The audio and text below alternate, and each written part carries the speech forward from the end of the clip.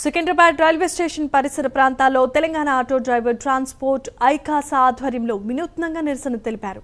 ప్రయాణికులు పాదచారుల వద్ద తమ గోడు వెళ్లబోసుకొని భిక్షాటన చేశారు. కాంగ్రెస్ ప్రభుత్వం తీసుకొచ్చిన ఉచిత బస్సు ప్రయాణం తమ పాలిట శాపంగా మారిందని ఆవేదన వ్యక్తం చేశారు. ఎన్నికల మేనిఫెస్టోలో ఆటో డ్రైవర్లకు సంక్షేమ బోర్డును ఏర్పాటు చేస్తామని కాంగ్రెస్ పార్టీ హామీ ఇచ్చి ఇప్పటి వరకు నెరవేర్చలేదన్న ఆగ్రహాన్ని వ్యక్తం చేశారు.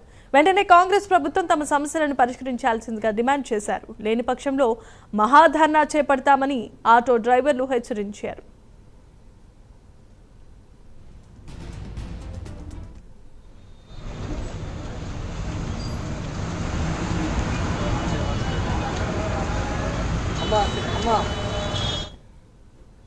కాంగ్రెస్ ప్రభుత్వం వచ్చినాక మహాలక్ష్మి పథకం తీసుకొచ్చింది.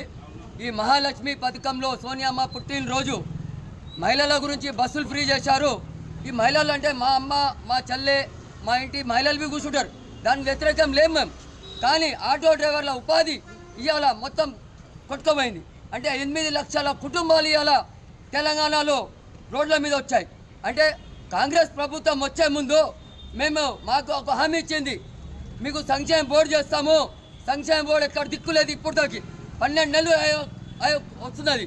కానీ గవర్నమెంట్ 10 సార్లు కలిసి మొన్మరోండాలు ఇచ్చినా మేము చేస్తాము చూస్తాము అని చెప్తున్నారు. కానీ మా ఆటో డ్రైవర్లు ఆత్మహత్యకు పోతున్నారు, కుటుంబాలు రోడ్డు మీద పడుతున్నాయి. ఈ గవర్నమెంట్కి మేము ఒక మెసేజ్ ఇస్తానికి ఇవాళ భిక్షా కార్యక్రమం పెట్టుకున్నాము సికింద్రాబాద్ రైల్వే స్టేషన్లో. అట్లనే తెలంగాణ రాష్ట్రంలో 13, 14 తారీఖు రోజు బిఎంఎస్గా అట్లనే ఐకాసా జేఏసీగా మేము బిచ్చమడుతాము. కాంగ్రెస్ ప్రభుత్వం వచ్చిన